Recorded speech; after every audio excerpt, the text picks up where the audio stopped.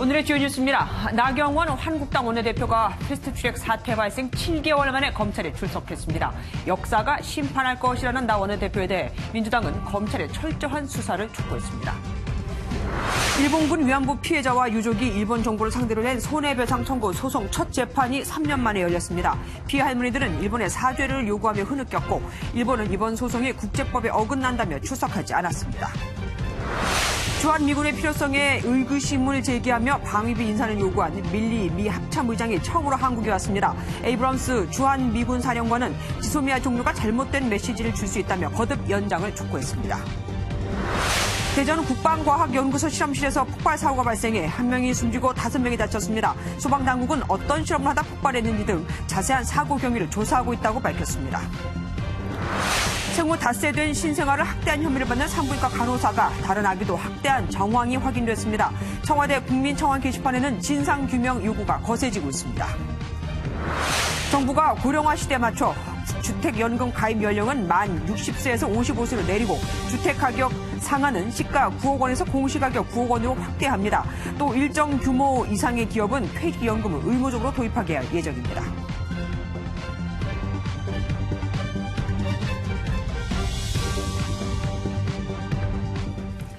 지난 4월 국회 패스트트랙 충돌 사건으로 고발된 나경원 자유한국당 원내대표가 고발 200여일 만이죠. 오늘 검찰에 출석했습니다. 나 원내대표는 불법 사보임에 맞선 정당한 행위였다고 주장했지만 민주당을 비롯한 범여권은 철저한 수사를 촉구했습니다. 첫 소식 권영봉 기자가 보도합니다. 나경원 자유한국당 원내대표가 비를 맞으며 서울 남부지검 앞에 모습을 드러냅니다.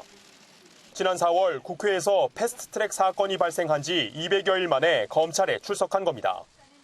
나 원내대표는 단호한 표정으로 여권의 정치 탄압이라고 주장했습니다.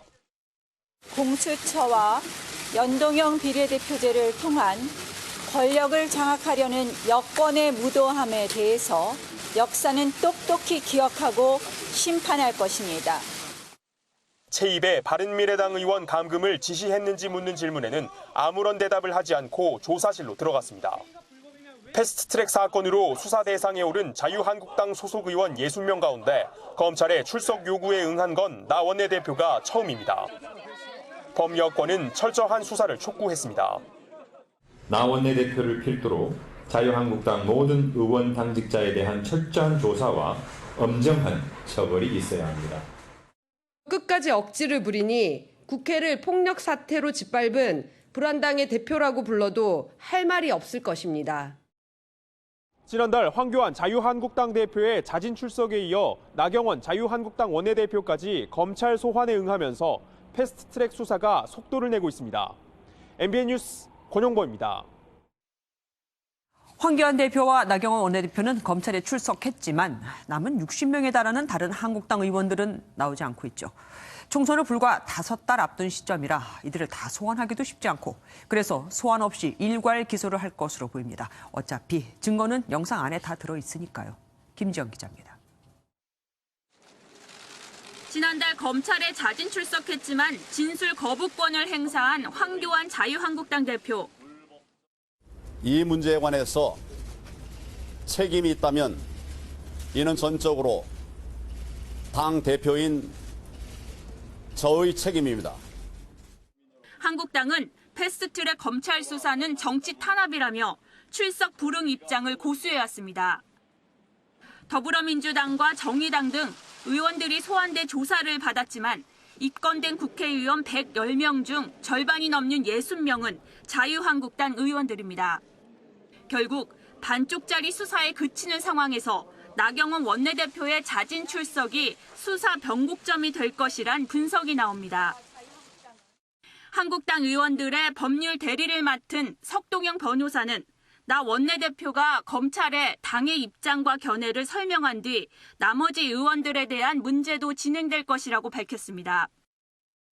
실제 한국당이 문제 삼은 사보임 건에 대해 문희상 국회의장이 서면 진술서를 제출한 만큼 더 이상의 출석 불응의 명분도 부족하다는 해석도 나옵니다. 검찰 내부에서는 수사가 오래 걸리지는 않을 것이란 기류가 전해집니다. 검찰 한 관계자는 총선이 얼마 남지 않아 현역 의원들의 수사를 오래 끌지는 않을 것이라고 분위기를 전했습니다. 검찰이 한국당 의원들의 소환 조사를 서두르고 있는 가운데 조사 없이 일괄 기소할 가능성도 제기되고 있습니다. MBN 뉴스 김지영입니다. 일본군 위안부 문제에 대한 한일 양국 간 합의문이 나온 건 지난 2015년 12월입니다. 당시 정부는 일본 정부가 위안부 피해자를 위한 위로금을 지급하는 방식으로 위안부 문제가 해결됐다고 발표를 했죠.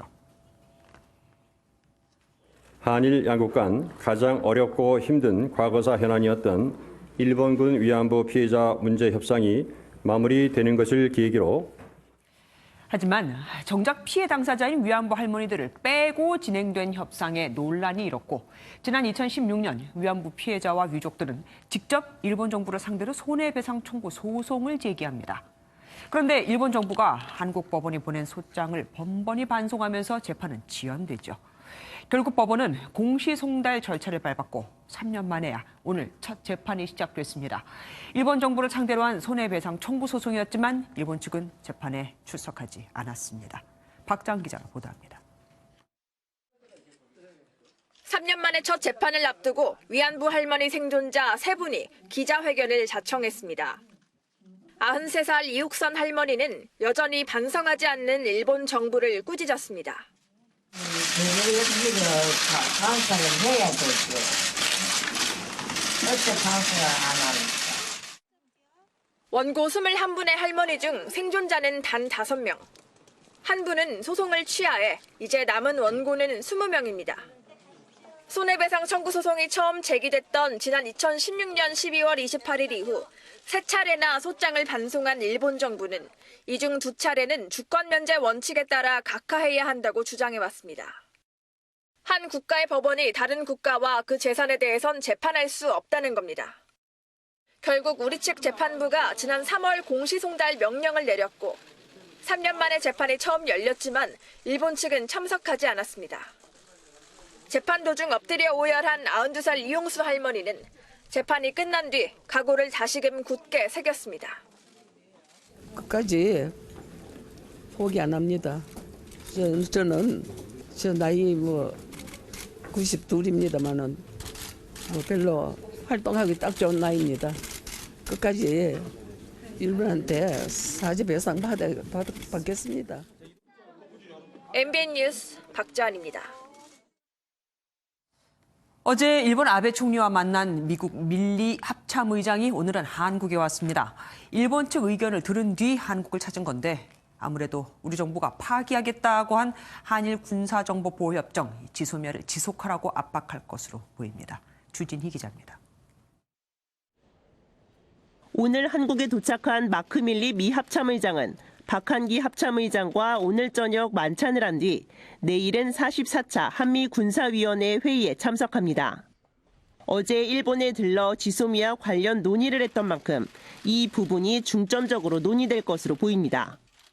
昨年2月にお越しの際には陸軍の参謀総長を育てというふうに強調していますが、3回の参加です。 아베 총리가 친분을 과시하며 밀리 의장에게 직접 일본의 의견을 강하게 호소했을 것으로 보이는 대목입니다. 모태기 외상도 한미일이 발맞추지 않는 것은 지역의 불안정을 불러 북한과 중러에게 이득이 된다며 한국의 지소미아 파기 결정을 비판한 것으로 전해집니다. 이에 야당은 미국도 한미일 공조 이탈을 우려하고 있다며 비판의 목소리를 높였습니다. 한미동맹이 절벽 끝에 놓였습니다. 미국 입장에서 지소미아 파기, 한미일 공조 이탈이나 하는 문재인 정권은 매우 심각한 동북아 안보 리스크입니다. 반면 더불어민주당은 밀리 합참의장이 방위비 인상 압박을 예고한 것에 대해 미국이 47억 달러 수준의 방위비 분담금 증액을 요구한 것은 무리한 요구라며 미국 측의 압박을 견제했습니다. MBN 뉴스 주진입니다. 에이브람스 한미연합사령관도 지소미아 유지의 필요를 주장했습니다. 우리 정부는 일본의 태도 변화가 없기 때문에 지소미아 종료 결정을 유지할 수밖에 없다는 입장이라 참 난처해졌습니다. 백길종 기자입니다.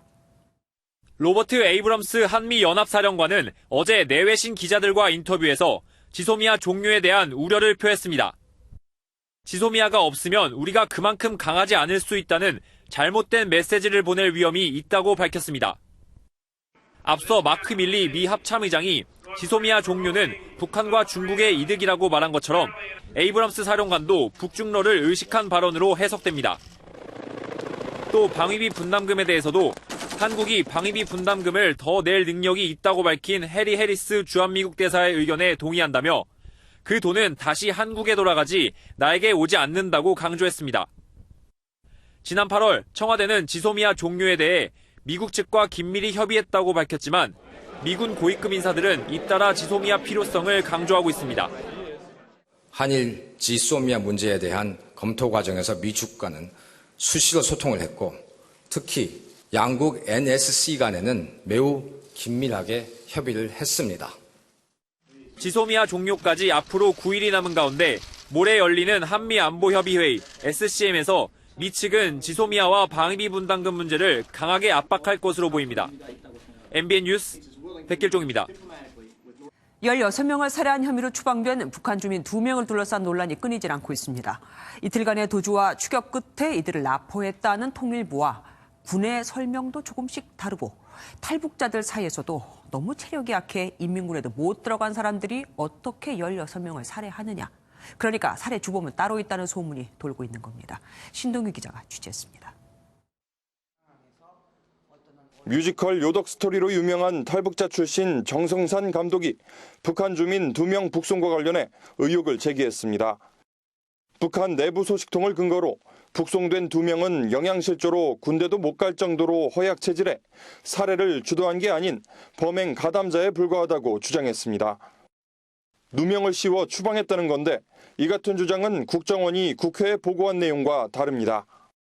A와 B가 또 다른 제3자인 이번에 내려오지 않은 C에게 제안을 했답니다. 선장을 죽이자. 이와 관련해 군 당국은 북송된 2명의 체격이 왜소했는지 묻는 질문에 구체적인 신상 정보는 공개하기 어렵다고 밝혔습니다. 북한으로 추방이 적절했느냐를 놓고 전문가들의 시각은 엇갈리고 있습니다. 북한 주민은 대한민국 국민이에요. 국민은 어떤 죄를 지어도 다른 나라로 추방하는 건 없어요. 증거 자체 공범이 다 북쪽에 있어요. 그러면 이 사람들을 법률적으로 구속 못해요. 풀어줘야 됩니다, 이 사람들. 이런 가운데 미국의 인권감시기구 휴먼라이트워치는 한국 정부의 빠른 북송 조치는 UN 국제고문방지협약을 어긴 거라고 비판해 당분간 논란이 이어질 전망입니다. MBN 뉴스 신동규입니다. 조국 전 법무부 장관 후임의 전해철 의원에 이어 이번엔 추미애 전 민주당 대표가 거론이 되고 있습니다. 대통령이 고민을 많이 하고 있는 듯하죠. 다음 달쯤엔 윤곽이 드러날 것으로 보입니다. 최종락 기자가 보도합니다. 조국 전 법무장관 후임으로 추미애 전 민주당 대표가 급부상하고 있습니다. 추 전 대표는 헌정사상 첫 여성 지역구 5선 국회의원으로 문재인 대통령 당선과 지난해 6.13 지방선거까지 압승으로 이끌었습니다.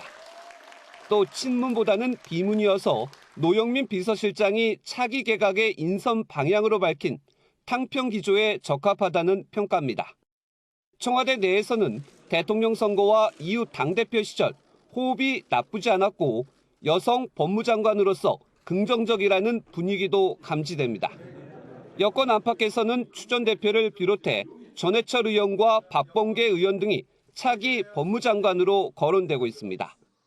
청와대는 인사와 관련해 극도로 조심하며 아직 대통령의 결심이 서지 않았고 11월 인선은 어렵다고 밝혔습니다. 청와대 고위 관계자는 일단 비어있는 법무장관 먼저 원포인트로 인선이 이뤄질 가능성이 크다고 전망했습니다. 따라서 청와대는 11월 말 한 아세안 특별정상회의 이후 법무장관을 발표하고 국회 상황에 따라 늦어도 12월 중순 후속 개각을 단행할 것으로 전망됩니다. MBN 뉴스 최종락입니다. 더불어민주당이 김용진 전 기획재정부 차관 등 내년 총선에서 험지에 출마할 신입 정치인들을 발표했습니다. 강경화 외교부 장관 등 현직 장 차관 10여 명을 차출하는 방안도 검토 중입니다. 김도형 기자입니다. 김용진 전 기획재정부 2차관과 황인성 전 청와대 시민사회 수석, 김학민 순천향대 교수가 더불어민주당에 입당했습니다. 김 전 차관은 경기도 이천, 황 전 수석은 경남 사천 남해 하동, 김 교수는 충남 홍성 예산 지역으로 각각 출마를 예고했습니다. 세 곳 모두 민주당 취약 지역, 이른바 험지로 평가받는 곳입니다. 참 걱정의 소리가 참 많았습니다. 왜 그 험난한 길을 가려고 하느냐. 경제를 살려라. 국민들이 저희에게 주는 지상명령입니다. 그대로 받들겠습니다. 민주당은 현직 장관과 차관 10여 명을 차출하는 방안도 검토하고 있습니다. 강경화 외교부 장관은 서울 서초갑이나 동작 의뢰, 정경두 국방부 장관도 경남 진주에 출마할 수 있다는 전망이 나오고 있습니다. 또 홍남기 경제부총리와 성윤모 산업통상자원부 장관 등 경제 관료들의 차출설도 거론되고 있습니다. 험지 출마 목소리가 나오는 건 자유한국당도 마찬가지입니다. 홍준표 전 한국당 대표는 황교안 대표와 김병준 전 비대위원장을 향해 강북 험지로 출마해 총선에 일조하라고 압박했습니다.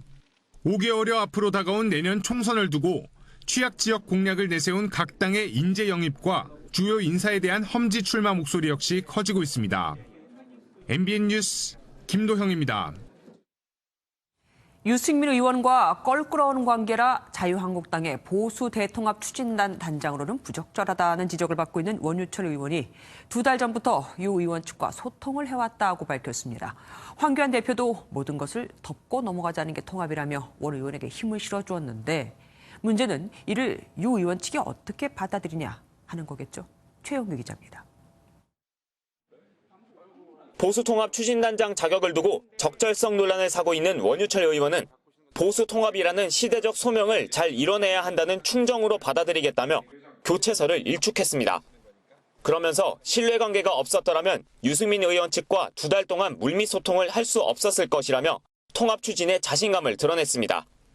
황교안 자유한국당 대표도 원 의원의 힘을 실어줬습니다. 여러 의견들이 있겠는데 그런 것들 다 넘어가자는 것이 통합 아닙니까? 걱정하는 부분들은 또 잘 설명하고 또 필요하면 필요한 또 조치들을 해가면서. 당내에서도 원 의원이 단장으로 내정된 이상 계속 통합을 추진해야 한다는 목소리가 나왔습니다. 원유철 의원이 단장이 된 걸 갖고 왈가왈부하는 것은 우리가 그렇게 현명한 얘기는 아니다 이렇게 생각을 합니다. 다만 원 의원을 변혁 측에서 요구했다는 황 대표의 발언에 대해 유 의원 측에서는 그런 적이 없다고 반박해 논의가 주춤한 상황. 황 대표가 직접 소통 과정에서 약간 의견차가 있는 것 같다고 수습한 가운데 향후 통합 논의에 속도가 붙을지 관심입니다. MBN 뉴스 최영규입니다. 대전 유성구에 위치한 국방과학연구소 실험실에서 폭발 사고가 발생해 현장에 있던 연구원 1명이 숨지고 5명이 다쳤습니다. 현장에 취재기자 나가 있습니다. 김영현 기자, 어떻게 된 겁니까? 네, 저는 지금 폭발 사고 현장에 나와 있습니다. 사고가 난 장소는 연구소 안에 있는 구동 실험실인데 현재 사망자에 대한 시신 감식이 진행되고 있습니다. 사고는 오늘 오후 4시 15분쯤 실험실에서 프로판 계열 로켓 추진체를 다루다 발생한 것으로 알려졌습니다. 고체 상태의 연료를 젤 형태로 만든 뒤 유량을 확인하는 과정에서 폭발과 화재가 발생한 것으로 추정되는데요. 이 사고로 30대 선임 연구원 1명이 숨지고 5명이 다쳐 병원에서 치료를 받고 있습니다. 이 가운데 1명은 부상자 구조 작업 중 다친 것으로 알려졌습니다. 화재 당시 소방당국은 대응 1단계를 발령하고 인력 120명과 장비 40여 대를 동원해 수습에 나선 걸로 알려졌습니다. 소방당국과 경찰은 자세한 사고 경위를 조사하고 있습니다. 지금까지 국방과학연구소에서 MBN 뉴스 김영현입니다. 생후 닷새 된 신생아가 두개골 골절로 의식불명에 빠진 병원에서 간호사가 이뿐만이 아니었던 걸까요? 또 다른 아가들도 학대한 정황이 드러났습니다. 박상호 기자가 취재했습니다.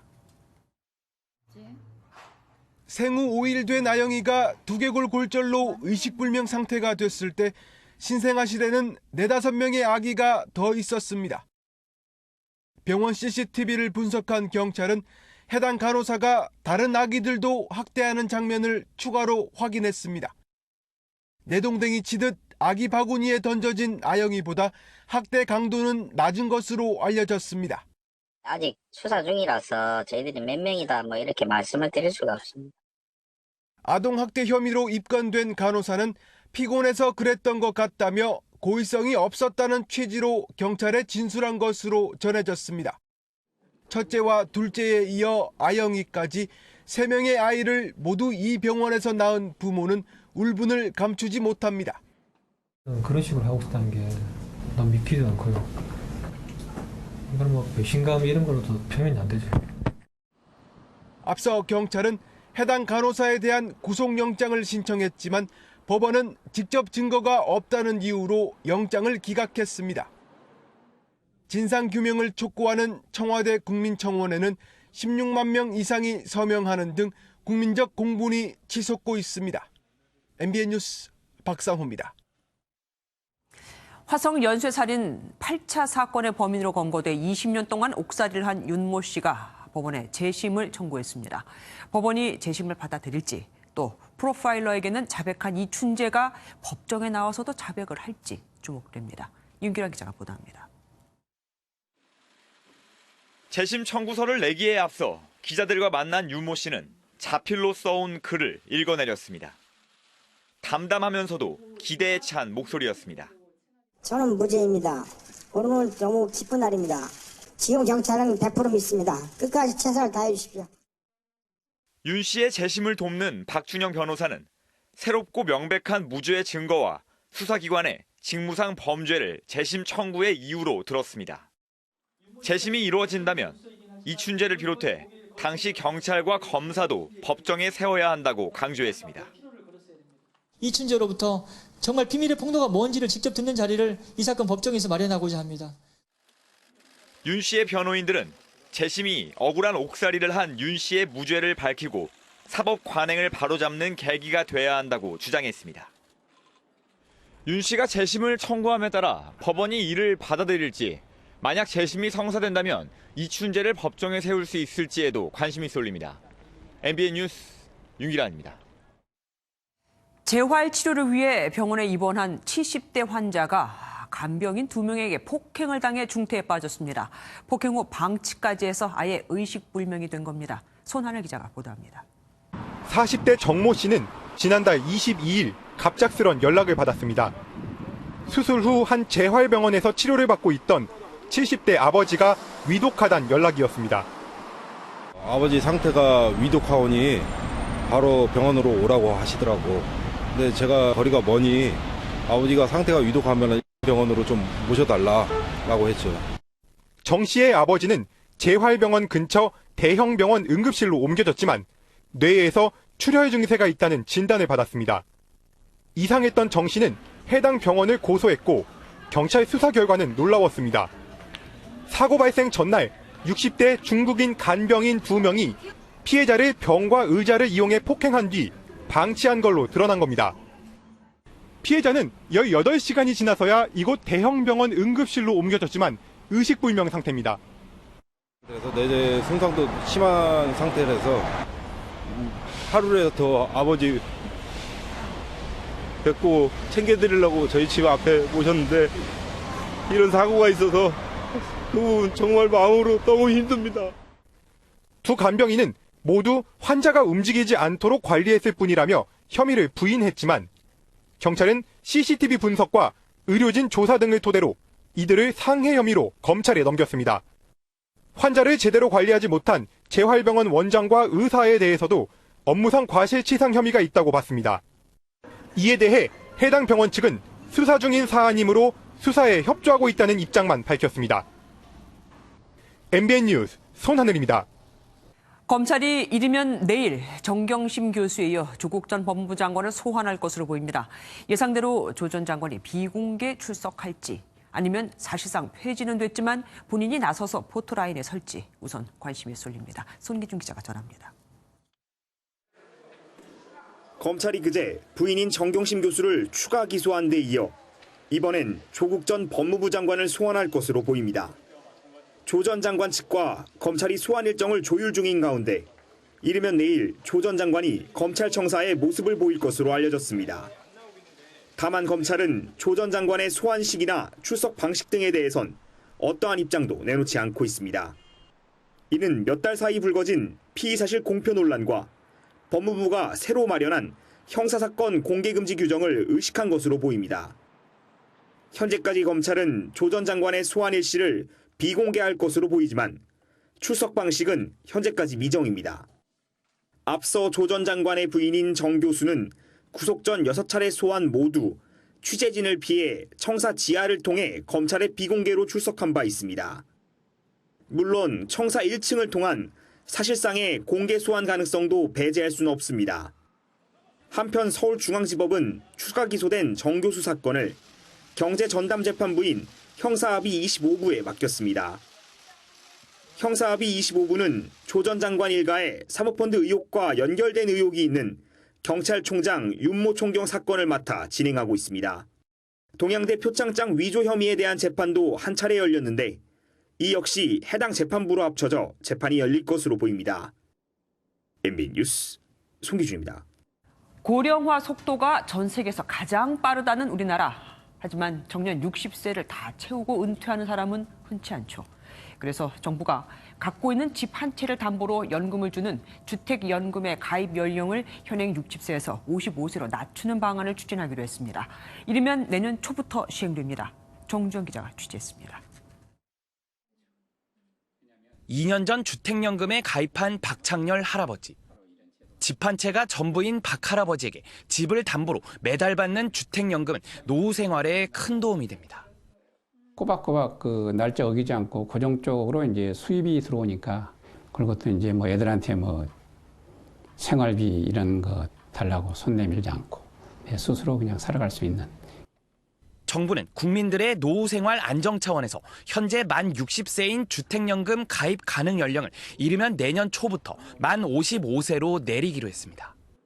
3억 원짜리 주택을 보유한 55세 가입자라면 매달 46만 원의 주택연금을 받게 됩니다. 또 가입할 수 있는 주택 가격도 현재 시가 9억 원 이하에서 공시가격 9억 원 이하로 바꾸는 방안도 추진하기로 했습니다. 공시가격은 통상 시세의 70% 수준인 만큼 시가 13억 원 안팎의 주택도 해당될 수 있게 되는 겁니다. 노후 사회 안전망 기능을 보다 강화해 나가도록 하겠습니다. 정부는 이번 제도 변경으로 주택연금 가입 대상이 135만 가구 늘어날 것으로 내다봤습니다. MBN 뉴스 정주영입니다. 내년 1월부터 300인 미만 중소기업에도 적용되는 주 52시간 근무제. 하지만 중소기업들은 도저히 여력이 안 된다며 늦춰달라고 호소하고 있죠. 주무장관인 박영선 장관이 뒤늦게 반성한다고 밝혔습니다. 정부 입장에 변화가 있을까요? 이상주 기자입니다. 중소기업 단체들이 국회를 찾아 여당 지도부를 만났습니다. 300인 미만 중소기업에 대한 주 52시간 근무제 시행을 50여일 앞두고 유예를 촉구하기 위해서입니다. 1년 유예하는 거하고 유연하게 그 노동 환경을 바꿀 수 있는 그런 건의를 했습니다.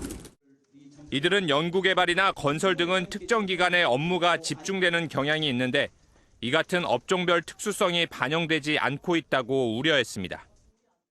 실제로 중기중앙의 조사 결과 중소기업 10곳 중 6곳은 주 52시간제에 대해 제대로 대비하지 못했다고 답한 것으로 나타났습니다.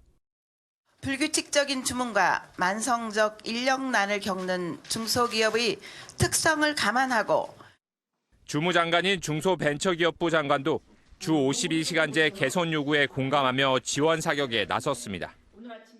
그러니까 주 52시간제 저도 그거 투표했습니다. 그래서 저도 스스로 많이 반성하고 있는데요. 그래서 예외 규정을 많이 뒀어야 하는구나. 하지만 1년 유예한다고 해서 중소기업들이 제대로 준비할 수 있을지 미지수인데다 노동계가 반대의 뜻을 분명히 하고 있어 접점을 찾기가 쉽지 않아 보입니다. MBN 뉴스 이상주입니다. 문재인 케어는 거의 모든 의료 지출을 건강보험으로 보장하는 게 목표입니다. 그래서 내후년까지는 미용이나 성형을 위한 게 아니라면 모든 초음파와 MRI 검사에 건강보험이 적용되죠. 그런데 문제는 돈이죠. 올해만 해도 8월까지 초음파 검사의 건강보험 청구액은 2,306억 원으로 2년 전보다 10배나 늘었고 MRI는 2017년보다 또 여러 배 늘어서 5천억 원에 육박을 하게 됐습니다. 결국 올해만 3조 2천억 원 적자가 예상이 되죠.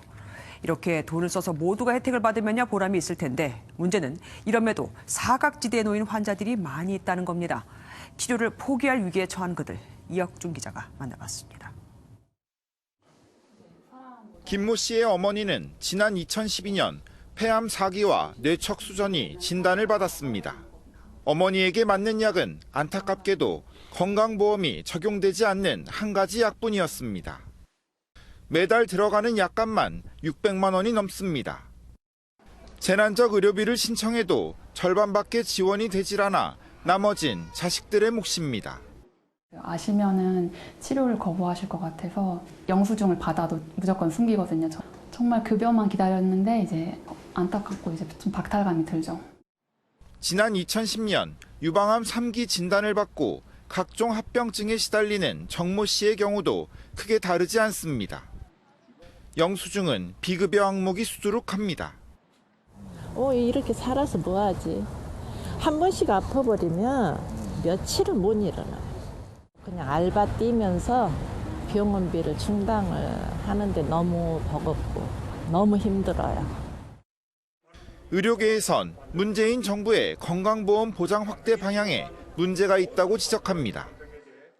생명을 구하기 위해서 하는 항암 치료의 이런 급여 문제가 해결이 안 되고 있는데 보장률 70%라고 하는 이 수치를 달성하기 위해서 이런 우선순위가 좀 무시되고 있는 게 아닌가 하는.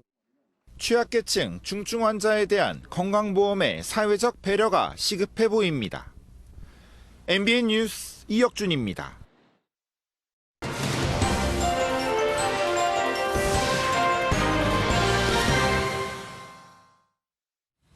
후기, 이용 후기, 구매 후기. 제품을 써본 소비자들이 상품에 대해 느낀 장단점을 회사 홈페이지나 자신의 블로그, 카페 등에 올리는 요즘 흔한 후기 마케팅입니다. 그런데 이 후기를 썼다는 이유로 고소장을 받아든 소비자들이 있습니다. 평가란 게 긍정도 있고 부정도 있는 법인데 일부 업주들이 불만 후기를 쓰는 소비자들을 고소한 겁니다. 업체의 이미지 관리를 위해서 혹은 비난 후기가 퍼질 경우 영업에 타격이 예상돼 미리 입막음용으로 고소를 하는 거죠. 네가 우리 집 밥이 맛없다고 했니? 고소할게. 뭐 이런 식입니다. 또 일부 업주들은 불만 의견이 담긴 게시글이 홈페이지에 올라오면 블라인드 처리를 해 다른 소비자가 볼 수 없게 하거나 불만 후기글을 올린 소비자에게 메일을 보내거나 전화를 걸어 게시글을 내리라며 압박을 하기도 합니다. 물론 악의를 가지고 허위 사실을 쓰거나 악성 댓글을 달았다면 당연히 처벌받아야 하죠. 하지만 없는 사실을 지어낸 것도 아니고 실제로 겪은 일이라면 그게 긍정적인 내용이든 부정적인 내용이든 소비자는 의견을 표현할 수 있어야 하는 거 아닐까요? 더구나 가게의 서비스가 불량했다면, 그래서 소비자가 비용을 지불하고도 부당한 대우를 받았다면 이걸 세상에 알려야 또 다른 피해자를 막을 수 있지 않을까요? 그게 후기 작성의 본연의 역할이고요. 가게나 기업들은 입버릇처럼 이렇게 얘기합니다. 손님은 왕이다. 하지만 겉으로만 그런 척하고 밖으로는 댓글을, 후기를 지우는 건 표리부동의 전형입니다. 후기 마케팅은 이제 젊은이들, 나아가 대한민국 소비자들에게 구매 행위를 확정하는 중요한 통로가 됐습니다. 그 통로, 그 길을 없애는 게 나중에 어떤 결과로 돌아올지 소비자를 맞는 업주, 기업들은 엄중하게 생각을 해봐야 할 겁니다. 뉴스 초점이었습니다.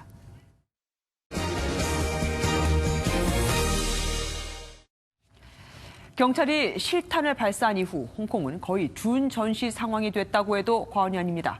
어젯밤엔 주요 대학 캠퍼스, 성당에서까지 경찰과 시위대가 충돌했고 시위 현장엔 불화살까지 등장했습니다. 신재호 기자입니다. 홍콩 중문대학교 앞에 쌓인 장애물에 시뻘건 불이 붙었습니다. 경찰이 최루탄으로 공격하자 시위대는 우산을 방패 삼아 화염병을 던지며 저항합니다. 중문대를 비롯한 시내 주요 대학에서 어젯밤부터 새벽까지 시위가 이어져 경찰과 시위대 간 격한 충돌이 빚어졌습니다. 경찰의 실탄 발사 후 사태는 극한으로 치닫고 있습니다.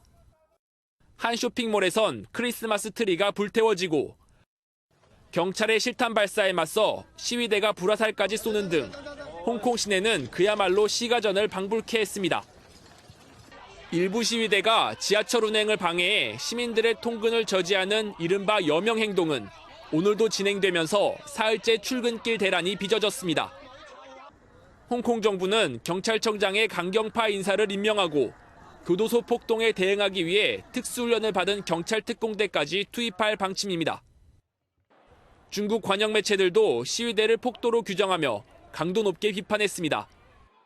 持续升级的暴力行径更是造成100多人受伤，多区市民出行受阻，广大市民生活在恐惧之中，人身安全得不到保障，言论自由等公民权利被严重剥夺。 중국 정부의 홍콩 통제 강화 방침이 나온 뒤 이달에만 11살 어린이를 포함해 500명이 넘는 시민이 체포되면서 홍콩이 혼란의 소용돌이에 빠져들고 있습니다. MBN 뉴스 신재우입니다. 2020학년도 대입 수학 능력 시험이 내일이죠. 특히 내일은 체감 온도가 영하 10도까지 떨어지는 수능 한파가 몰아친다니 각별히 준비를 하시는 게 좋겠습니다. 정수정 기자입니다. 한 명 한 명 수험표를 받아든 학생들 얼굴에 긴장감이 스쳐 지나갑니다. 수능을 하루 앞둔 교실, 선생님도 격려를 아끼지 않습니다. 여러분 1년 동안 우리 반 특히 7시 반에 나와서 거의 지각하는 학생 없이 그 어떤 반보다 열심히 하고 마지막까지 너무 고생 많았고요. 1년을 열심히 달려온 학생들. 솔직히 수능 하루 남았다 해도 실감이 잘 안 나고 아직도 얼떨떨하기는 해요. 후배들의 뜨거운 응원에 힘을 냅니다. 선생님과 후배들의 박수를 받으며 학교를 나서는 학생들은 응원 플래카드를 보고 환한 웃음을 짓습니다.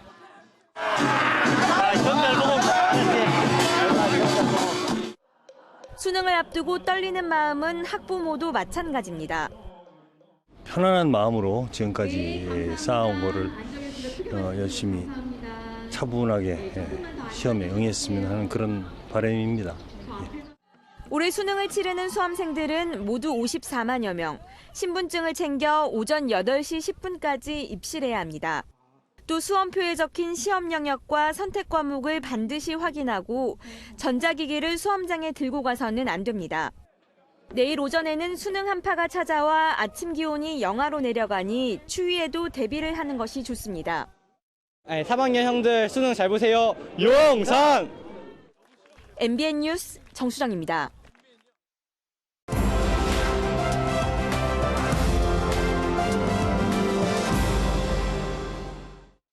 빅뉴스 시간입니다. 오늘은 연장현 기자와 함께합니다. 어서 오십시오. 오늘 첫 번째 키워드는 뭡니까? 네, 첫 번째 키워드는 애이불비입니다. 어려운 사자성어입니다. 어떤 내용입니까? 네, 애이불비. 속으로는 슬프면서 겉으로는 슬프지 않은 듯 행동한다라는 뜻인데요.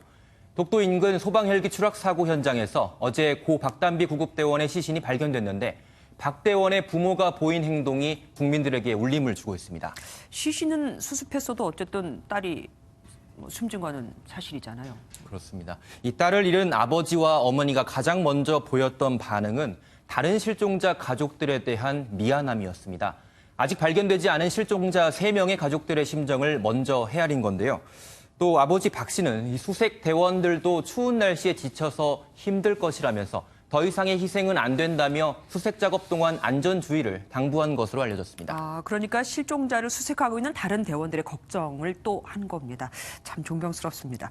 이 박단비 대원은 꽃다운 나이라서 부모님이 더 슬플 것 같아요. 그렇습니다. 이 박 대원의 어머니는 휴대전화에 딸 사진이 1000장 넘게 저장이 돼 있을 정도로 각별했다라고 밝혔는데요. 학창 시절 딸은 예쁘고 똑똑하고 또 인사성도 밝아서 선생님과 친구들에게도 인기가 많았다고 회상을 했습니다. 예, 정말 보기 힘든 유가족의 품격이라고도 할 수 있겠습니다. 최근에 또 이런 비슷한 일이 있었죠? 네, 지난해 12월이었죠. 이 병원에서 흉기를 휘두르는 조현병 환자로부터 간호사와 다른 환자들의 대피를 돕다 숨진 의사 고 임세원 교수를 기억하실 겁니다. 이 당시 유족은 모든 사람이 사회적 낙인 없이 정신치료와 지원을 받는 환경을 조성하는 계기가 되기 바란다고 말하면서 남은 의료진의 안전과 환자 치료를 앞세우면서 감동을 줬습니다. 가족을 잃은 슬픔을 누르고 다른 사람을 더 걱정해준다. 정말 대단한 분들입니다. 다음 키워드는 어떤 게 준비되어 있습니까? 네, 두 번째 키워드는 층견소음입니다. 층간이 아니고 층견이요? 네, 그렇습니다. 이 층견소음이 맞는데요. 아파트 같은 공동주택에서 이웃을 괴롭히는 반려동물의 소음을 뜻하는 신조어입니다. 관련 영상을 함께 보시죠.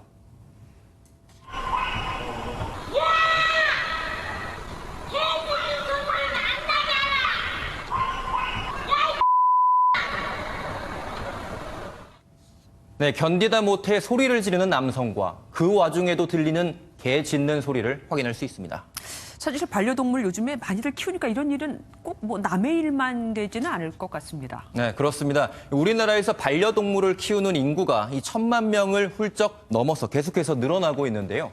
특히 우리나라는 인구 밀도도 높기 때문에 10명 중 7명꼴로 아파트 등 공동주택에 살고 있습니다. 때문에 반려동물 소음 민원도 꾸준히 증가하는 추세를 보이고 있습니다. 이 동물 소음을 규제할 만한 뭐 관련 법은 없습니까? 네, 마땅한 법적 근거가 없다는 게 바로 문제입니다. 이 사람의 활동으로 인해 발생하는 층간소음의 경우 환경부 산하 층간소음 이웃사회센터가 중재 역할을 하지만 이 동물이 원인이 되는 이 층견소음은 조정 대상이 아닙니다.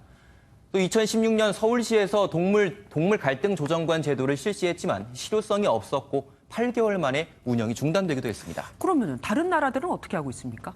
네, 미국 같은 경우에는 일부 주에서요, 15분 이상 이 개가 짖는 소리를 방치할 경우에는 $500, 그러니까 우리 돈으로 약 60만 원 이하의 벌금을 물리고 1년에 3번 벌금을 내게 되면 소유권도 박탈당하게 됩니다. 또 호주나 뉴질랜드에서도 비슷한 벌금 규정이 있고 무료 세미나를 열어서 이 개가 짖지 않도록 하는 방법 등을 시민들에게 알려주고 있습니다. 나에게는 뭐 진짜 가족 같은 동물이지만 남에게는 피해가 될 수 있음을 잊지 말아야겠죠. 오늘 말씀 여기까지 듣겠습니다. 악플로 인한 사회적 부작용이 커지면서 국내 대표 포털인 네이버와 카카오가 악플과의 전쟁을 선포했죠. 댓글 자체를 폐지하는가 하면 AI로 이 악플만 골라 잡는 서비스도 등장했습니다. 서영수 기자입니다. 포털 사이트에 욕설이 담긴 댓글이 올라오자마자 인공지능이 작동합니다. 곧바로 악플로 분류되고 즉시 댓글창에서 삭제됩니다. 여기까지 걸리는 시간은 고작 0.001초 수준. 네이버가 전체 뉴스에 적용하기 시작한 실시간 악플 차단 인공지능 서비스입니다. 아직까지 쓰레기 같은 애매한 표현은 걸러내지 못하지만 10만 건이 넘는 욕설 데이터를 학습시켜 현재 98% 수준인 정확도를 100%까지 끌어올릴 방침입니다. 그 공론의 장, 그다음에 토론의 장을 그대로 둔 상태에서 문제가 되는 부분을 최대한 노력을 해서 조치를 하는 게 각 사업자의 의무자. 포털 사이트 다음에 연예 뉴스에 아예 댓글을 달지 못하게 한 카카오는 뉴스 전 분야로 댓글을 폐지하는 방안을 검토 중입니다. 욕설이 사라진 게시판을 바라보는 이용자들의 반응은 일단 긍정적입니다. 기사 같은 거 보면 일단 악플이 많이 사라지고 있다는 걸 좀 많이 느끼는, 안 보니까 좀 깨끗한 느낌이라. 하지만 자유로운 토론의 장이라는 댓글의 긍정적 기능도 부인할 수 없는 만큼 무작정 억누르는 게 능사인지 포털들의 고민이 깊어지고 있습니다. MBN 뉴스 서영수입니다.